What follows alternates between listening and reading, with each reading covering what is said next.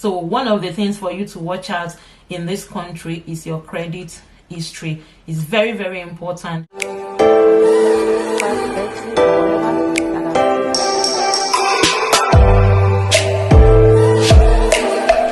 Hello guys, welcome back to my channel. Thank you for clicking.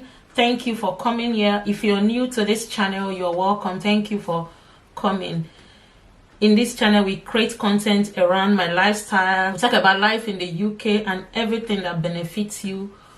It doesn't matter where you're living. If you like such content, I'm also a caterer. I love cooking. I do recipe when I'm free to do so.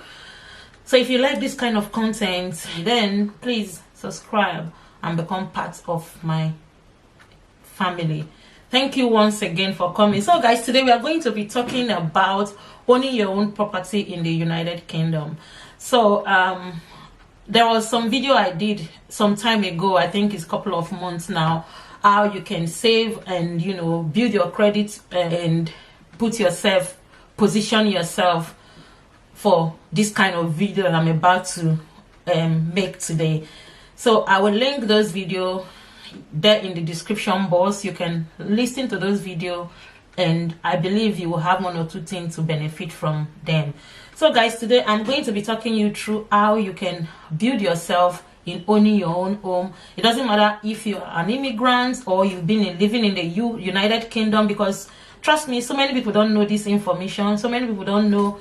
They have little or no knowledge about owning their own property. So I'm going to be giving you some tips, some things to do to align yourself in the position of getting your own property. Okay, one of the things you have to do if your long-term or your short-term goal is to own your own home, to buy your own house, to own your own mortgage in the United Kingdom, one of the very, very important thing for you to do is building your credit. Like I said, I spoke about building your credit in one of my video a couple of months ago. I will look for that video and pin it there. Is building your credit. So credit in United Kingdom is one of the most important thing you can ever think of.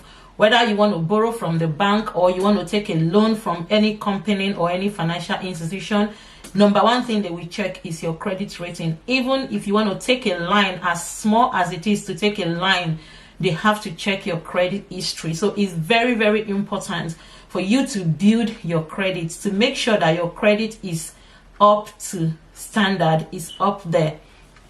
So that's one of the most important thing for you to do, is to build your credit. So credit is a kind of background, your financial dealings with your financial institution or other financial bodies, whether it's shops, whether it's bank, whether you've borrowed before, how it's basically is revolved around your financial integrity. Let me just summarize it that way.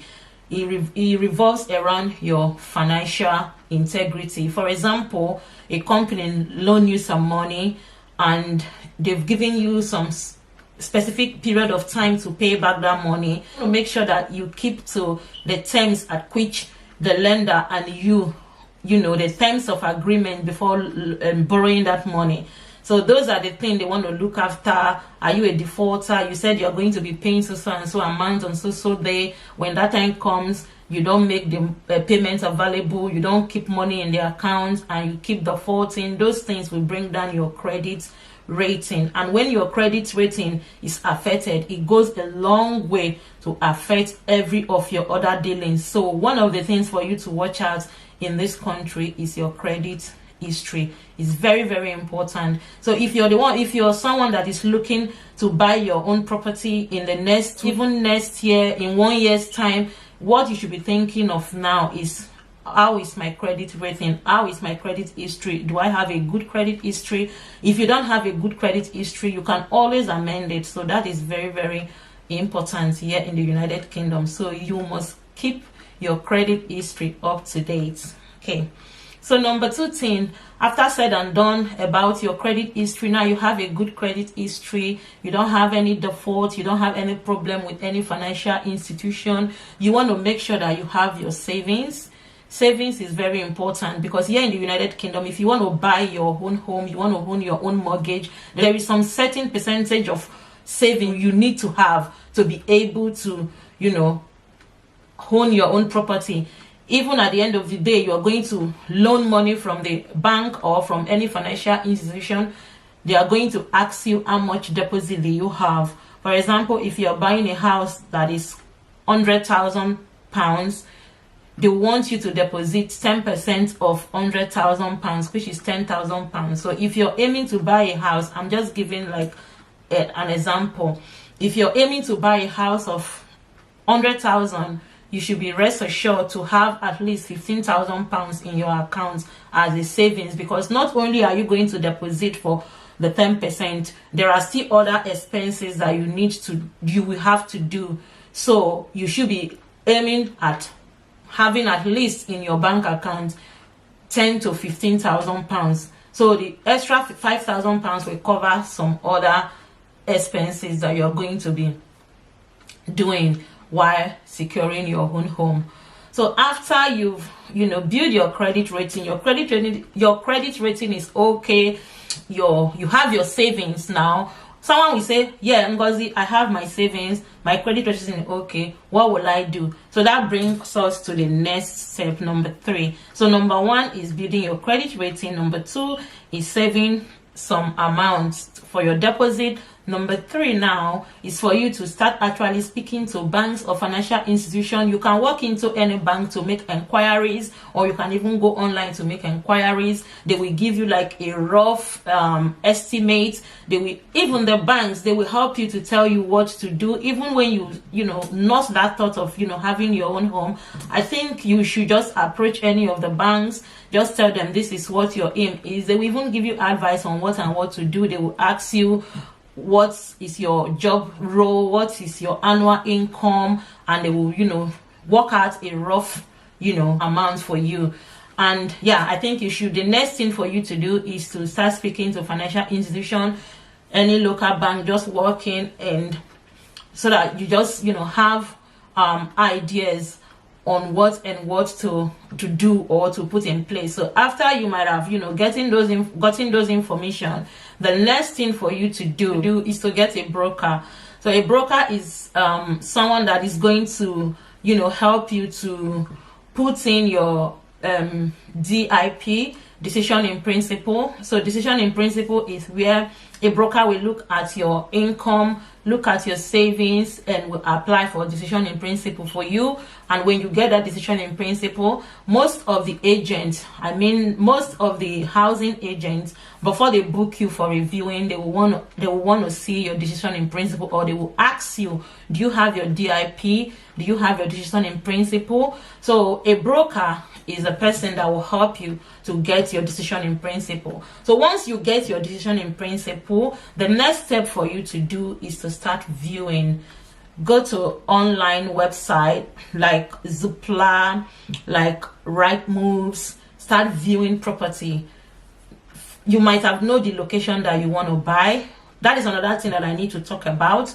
So you must know the location you want to buy your house. You want to get your first house. You must know how much houses are in that area. You must know how much you have and how much you'll be able to borrow. So it will be total waste of time for you to save up £15,000 and you say you want to go and buy a house in Westminster. It's almost impossible. All right, I'm just giving an example. It's almost impossible. So it depending on your salary, your annual income, and the amount that you've been able to save, that will determine where and what location and how big or how small your property will be. It will be absolutely waste of time for you to save up for you to save up £10,000 and you're earning £10,000 or £20,000 per annum, and you are telling yourself that you want to go and buy a house in Westminster. You want to go and buy a house in Westminster. It's a complete waste of time, and it's an impossible task. Well, with God, all things are possible, but humanly speaking, it's an impossible task. So you want to think about the location. You want to look up house prices in the location that you you want to go and buy your house, you want to know how much will 2-bedroom, 3-bedroom, 1-bedroom, 4-bedroom cost you in so and so location. And once you are sure about the location and where you want to go and buy house, then you start viewing. How do you view house? So you view house by going online, like Zoopla. I mentioned Zoopla and Rightmoves. Those are the ones I use, but I don't know if there are other ones. Go to Zoopla, register with Zoopla or register with Rightmove. Type in the location that you want to buy your house. For example, you want to buy your house in Yorkshire. Type in Yorkshire. They will ask you the price range. Put your price range. They will ask you the amount of a bedroom. Put your amount of bedroom. They will ask you the distance, that's the miles. Put all those information. They will ask you the kind of house. Is it terrace house? Is it semi-detached house? Is it flat you're looking for? They will ask you all those information. You put them there and you click search. That search engine, once you click it, it will bring you the list of houses that are available, that are on the market for sale. You will go through the information of the houses. You have to read in details to know what to expect in the house that you've seen in the online website. If you're satisfied with all the details that you've seen, the next thing for you to do is to call the agents and book a viewing date. If there is a viewing date available, they will get back to you. They will book you in and you go and view the house. And once you view the house, if it's something that you like, then you go ahead, speak to your broker, put an offer. When your offer is accepted, then you take it from there. But I want to go back to my point number 3, which I said about building your credit history. There are some ways that you can check your credit history. So you can check your credit history through Experian. Experian is free. You can check through ClearScore. ClearScore is free of charge. You can check through Check My File. I think Check My File is the one you have to pay like £14 per month or thereabouts. I can't really remember, but I know Check My File you have to pay. Check My File though will show you like in details, like organization to organization, every financial body that you deal with in the past.